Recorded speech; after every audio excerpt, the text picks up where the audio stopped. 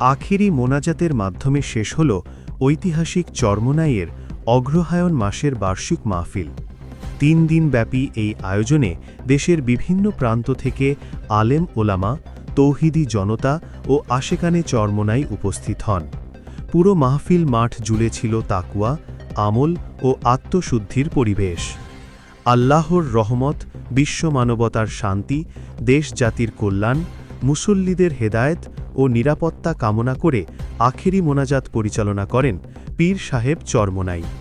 মোনাজাতের আবেগঘন পরিবেশে উপস্থিত মুসল্লিদের মধ্যে গভীর আত্মবোধ ও আধ্যাত্মিকতার সঞ্চার ঘটে। মাহফিল চলাকালে তাফসির, দিক নির্দেশনা, ইসলাহ ও জাতীয় জীবনের বিভিন্ন গুরুত্বপূর্ণ বিষয় নিয়ে আলোচনাও অনুষ্ঠিত হয়। সার্বিক নিরাপত্তা ও ব্যবস্থাপনায় আয়োজকরা সন্তুষ্ট প্রকাশ করেন।